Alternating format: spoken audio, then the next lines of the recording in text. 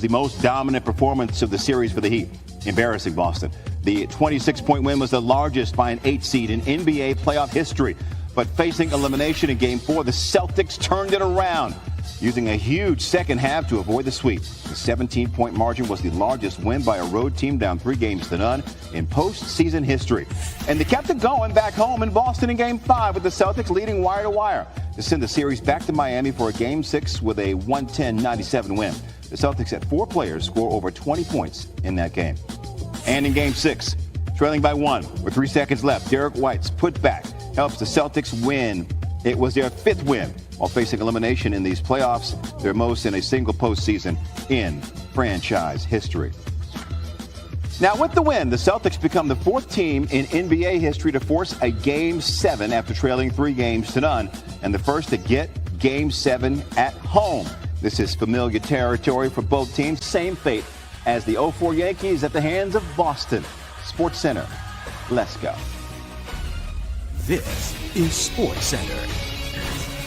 The Celtics, 7.5-point favorites at home tonight. We'll bring our sports betting analyst to share his best bets for Game 7 and looking to channel the Celtics. How about Dallas? Hoping to force a Game 7 of their own with a star returning tonight. Reports ahead of the critical Game 6 against the Golden Knights. And the latest from the NFL, our insider on where DeAndre Hopkins could be catching passes this season.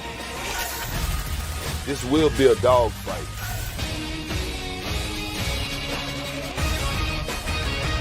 Harris back, and did he get it?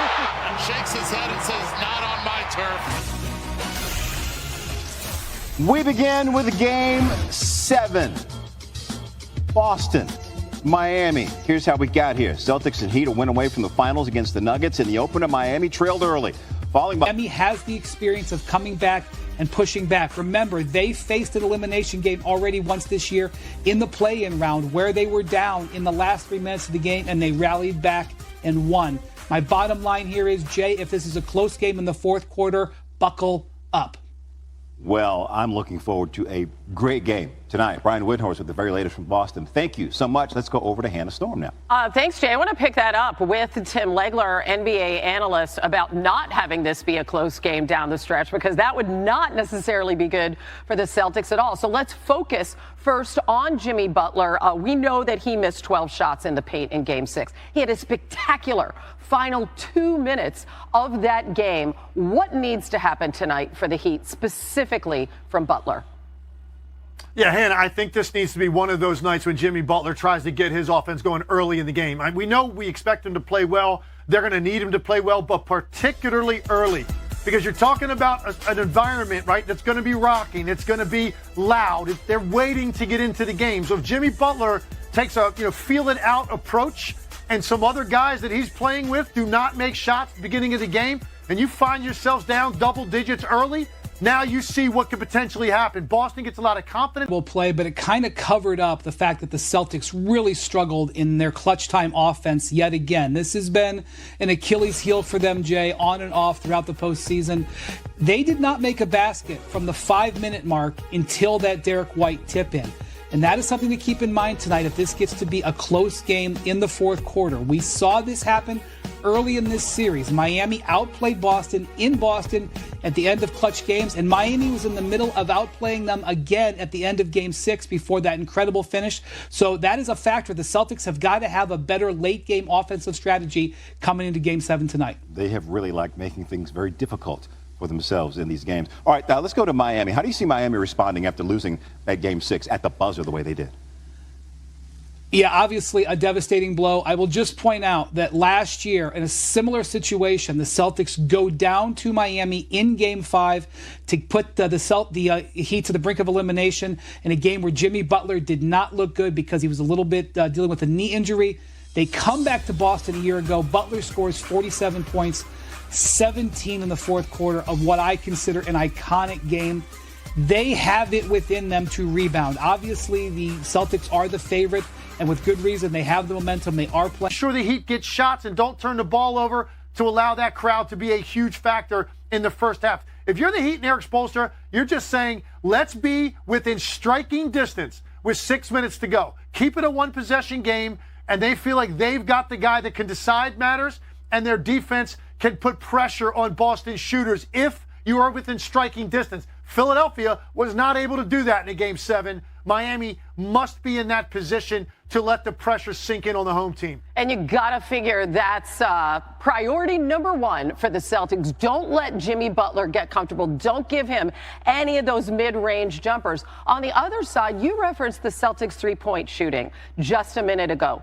They were 0 for 17 on contested threes in Game 6. How did they get into that rhythm and be more effective from long distance tonight? Yeah, this is their signature weapon, Hannah. This is what they did to teams all season long. Eventually, look, there were too many off. Who can make plays, whether it's a Derek White, whether it is a Marcus Smart, a Grant Williams, Al Horford, where the game will be decided. A close game, a low-scoring game, but I think Boston prevails. Yeah, I heard you talking about those big man rotations. Somebody's going to have to step up for Miami in that regard. Really interesting. Tough one to call, but we appreciate you doing it, Legs. That's why you're the best. Thank you. Thanks, Anna. And much more on that coming up. We know Legs is taking the Celtics. Will that actually happen? Will Boston have the historic comeback, becoming the first to storm back from 0-3 in NBA history? First take, last take answers the question next. Hannah, to the ice tonight in Game 6 of the Western Conference Final between Vegas and Dallas. Here's how we got here. Game 1, Brett Houghton scored the game-winning goal in overtime. It was his first career overtime goal. Postseason or regular season. At the time, it was the third quickest overtime goal in Golden Knights playoff history. Game 2 also ending in overtime with the Golden Knights winning again. This time around, Chandler Stevenson scoring his first overtime playoff goal and the second fastest overtime. Basketball moving ahead of the defense, and you end up with a cleaner look. They're going to look at the film. They're going to see how they operated offensively. They know there's a lot more there for them. They're very lucky to have survived that game, having one of their worst offensive nights of the year. They believe they're going to be much better in a Game 7 offensively. Absolutely the luck of the Irish there at the end. That could have gone any way, but for a higher bounce or Marcus Smart dribbling the ball. I mean, who knows? But everything was perfect. Get this to a Game 7. So you can't rely on luck. I don't think too much tonight. Who are you picking? Going with the Celtics. I think ultimately the reason I picked them to win this series, and I certainly didn't expect it to go this way, or did I think they could come out of this 3-0 hole. The reason I'm picking them is because I believe they're a better team. I believe they have more guys that could potentially make an impact in a moment like this, because we're going to focus so much on Tatum and Brown and Butler and Adebayo, and rightfully so, right? They're the stars. Boston. Game 2, Miami.